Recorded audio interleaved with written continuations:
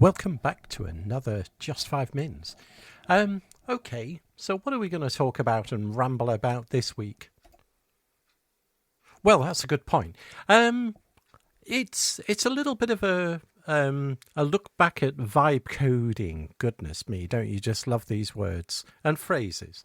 I'm just wondering how, because obviously a lot of stuff that you read about vibe coding is like, it's amazing. Look what you can build, do all this stuff. And by the way, I'm not being negative against it. I think you can. And I've seen some real, quite amazing stuff that technically no coders have actually built apps that are, earning real money. And I don't discount that at all. In fact, probably I'm a little bit jealous maybe, but at the same time, how is it going?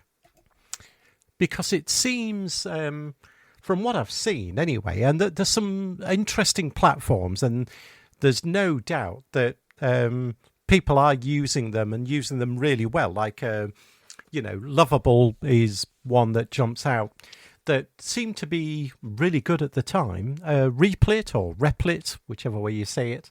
And also Google's Firebase Studio, which is really confusing because they've just released, as of the time of this recording, in the last, week or two, something called Google Anti-Gravity, which is a little bit confusing now because the Firebase Studio was the... Well, there's so many. This is the problem, isn't it? You get so sort of hooked into one thing and then it changes. It's moving so fast, basically. And Google Anti-Gravity, as well as Firebase Studio, both use forks of VS Code.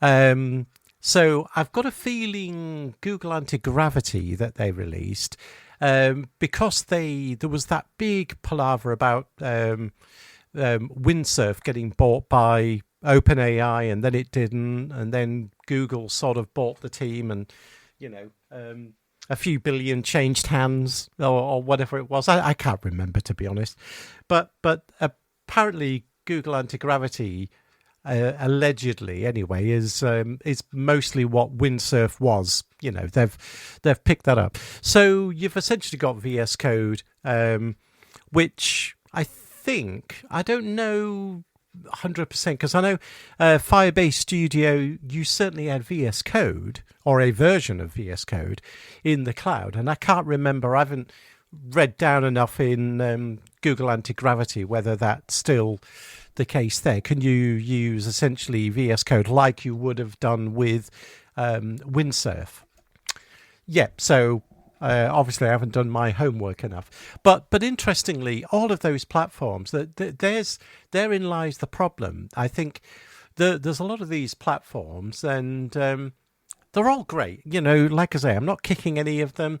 They're great at certainly creating front end applications.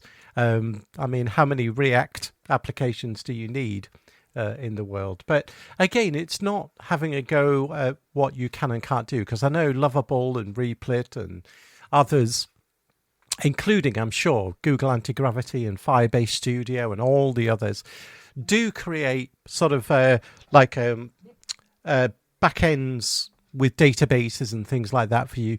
And I know, a little while ago, a lot of these platforms came under a lot of pressure about, sort of creating these applications that are not secure. And I know they've addressed a lot of that of late.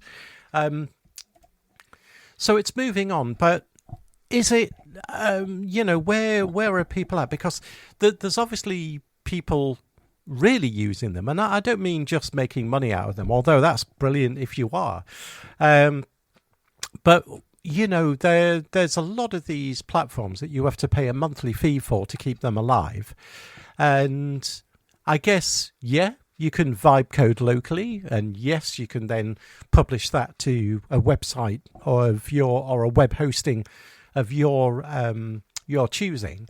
But all of that, I don't know, I mean, and it sounds a bit egotistical and elitist maybe, but it's really not intended to. But I think where a lot of developers are really seeing that, obviously the immense sort of time saving stuff that AI with these models that are giving you for coding, whether it's Claude, any of the Copilot, GitHub Copilot models, like obviously you've got all of the Gemini 3 now, and you've got Codex from OpenAI that has been, all of these have been around for a little bit, haven't they? But they're, you can use them in VS Code really comfortably.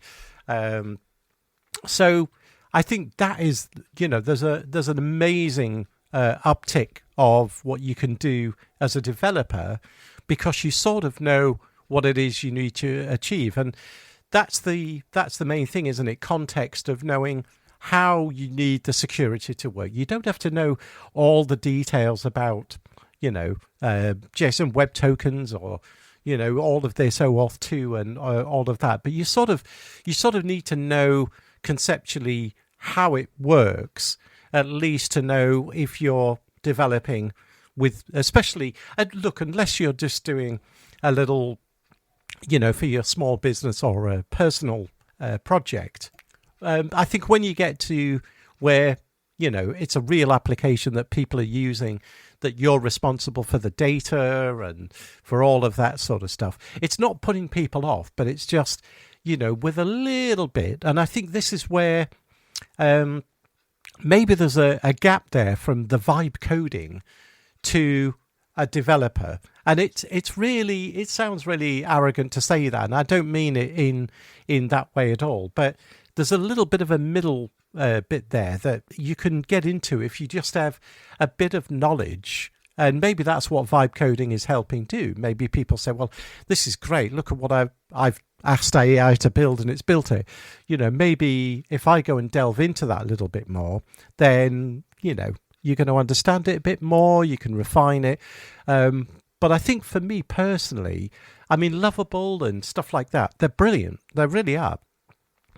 From a low friction point of being able to develop applications. But at some point you get to a stage where you've built something that you then push it a little bit further. And I think people get fed up and then just leave them. So it's probably this graveyard of vibe coding out there. But anyway, I just wonder, what's your experiences so far out there in the internet world? Have you built any applications apart from little test ones or whatever? Are anybody actually using vibe coding in a production environment? I'm just curious, really, because like I say, you see lots on YouTube about, hey, I've made 10,000 a month, and look, maybe they have. I'm not saying they haven't.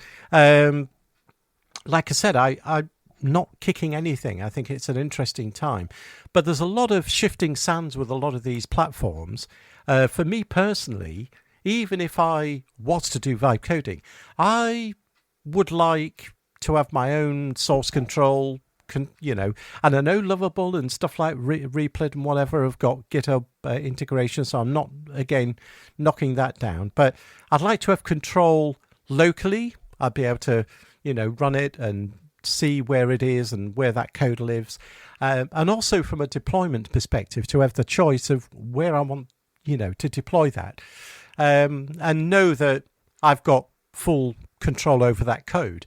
So, and again, I don't think you have to be right at the other end of the developer spectrum, but I think you do need to know some contextual things there to actually help. But anyway, I'm just really interested how this is actually working out for folks, because I know in quotes, air quotes, development world, there's no doubt, it's really helping, because a lot of developers, even though if they generate some code, they might not know exactly what it's doing. They've got a very good idea what it's doing, but then they can dig deeper and figure out what it did or all the rest of it. So, there's ends of the spectrum, I guess. So, yeah. Anyway, that's what I've got. A bit of a ramble, actually, more than anything. But let me know how things are going for you. Have you tried to build anything? Have you got anything into production? It'll be curious to see. So, Until the next time, wherever you are in the world, have a good day, a good week, and I will catch you on the next one.